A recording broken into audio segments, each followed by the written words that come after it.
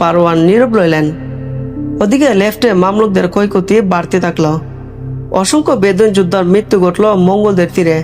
Left wing ভেঙে যাচ্ছে দেখে সুলতান বাইবার্স নিজে ছুটে গেলেন সেখানে। শুরু হলো ভয়ঙ্কর সংঘর্ষ। মঙ্গলরা পিছিয়ে গেলে বাইবার্স তাদের সামনে টেনে আনেন, আবার মঙ্গলরা এগিয়ে আসলে বাইবার্স পিছু হটে যান। কিছুক্ষণের মধ্যে বাইবার্স মঙ্গলদের আক্রমণের তীব্রতা কমিয়ে দিলেন। এরপর পুরো মামলুক বাহিনী ক্রিসেন্ট ফরমেশন নিয়ে মঙ্গলদের ঘিরে ধরে, কিন্তু দৃঢ় পদক্ষেপে এগোতে লাগলেন। তিন দিক থেকে ঘেরাও হয়ে গিয়ে কমান্ডারের নির্দেশে ঘোড়া থেকে নামলো মঙ্গলরা।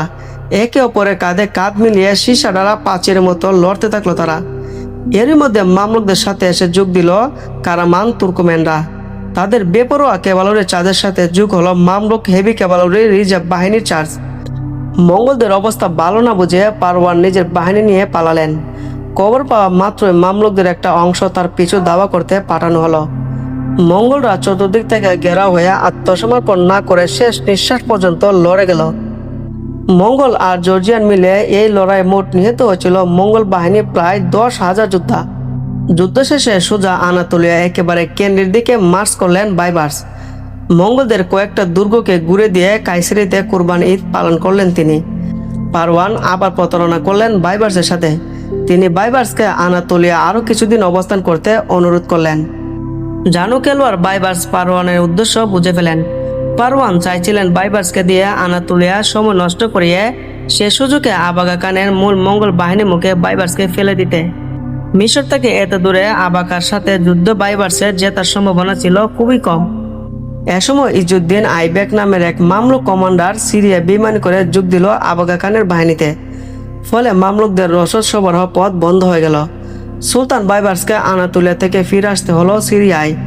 এলবিস্তানে ভয়াবহ যুদ্ধে শত্রু গুহের মধ্যে ঢুকে পড়ার সময় আঘাত পেয়েছিলেন সুলতান। আঘাত ক্রমে খারাপ হতে লাগলো। জুলাই মাসে 1 তারিখে দামেস্কে মারা গেলেন মিশরের সিংহ বাইবার্স। আগস্টে আবাগা খান আনাতোলিয়া অভিযানে বেরোলেন। আনাতোলিয়া কিছু দূর পর্যন্ত এগুনের পরে প্রচন্ড গরমে তাকে পিছিয়ে আসতে হলো।